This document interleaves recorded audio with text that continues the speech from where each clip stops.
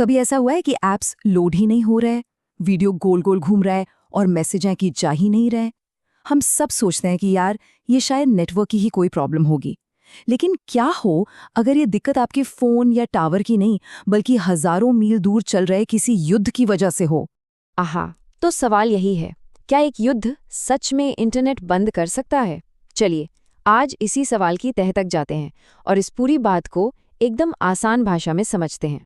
तो इसका जवाब जानने के लिए ना हमें पहले ये समझना होगा कि इंटरनेट असल में हम तक पहुंचता कैसे है, क्योंकि इसे लेकर एक बहुत बड़ी गलतफहमी है जो लगभग हम सभी को है। ज्यादातर लोगों को यही लगता है कि इंटरनेट या तो हमारे आसपास लगे टावरों से आता है या फिर सीधे सैटेलाइट से। पर देखिए, हकीकत इससे कहीं ज्यादा दिलचस्प और हैरान करने वाली है। सच तो ये है, और ये आंकड़ा आपको चौंका सकता है, कि दुनिया का 95%, जी हाँ 95% से भी ज्यादा इंटरनेट डेटा समंदर के नीचे बिछी केबलों से होकर गुजरता है। इन्हें सबमरीन केबल्स कहते हैं। ये असल में हजारों हजारों किलोमीटर लंबी फाइबर ऑप्टिक केबलें हैं जो समंदर की तलहटी में बिछी हैं और अलग अलग महाद्वीपों को एक दूसरे से जोड़ती हैं।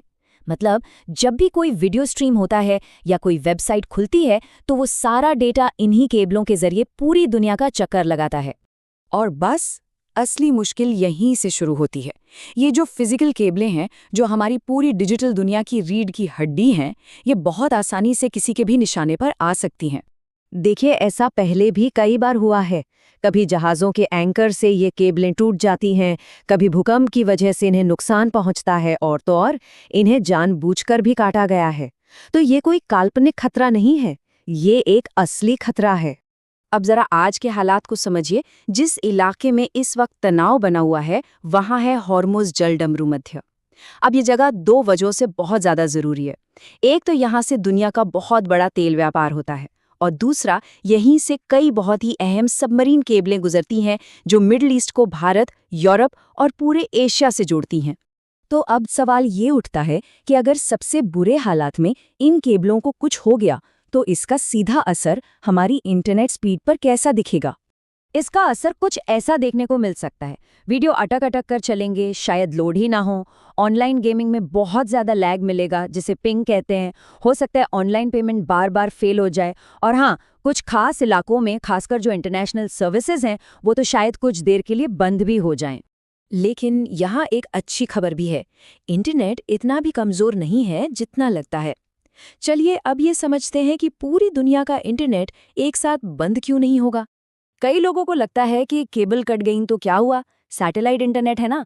पर असलियत ये है कि सैटेलाइट की कैपेसिटी आज भी बहुत लिमिटेड है। वो पूरी दुनिया के इंटरनेट का बोझ उठा ही नहीं सकती। इंटरनेट की असली रीढ़ की हड्डी तो आज भी यही सबमरीन केबलें हैं।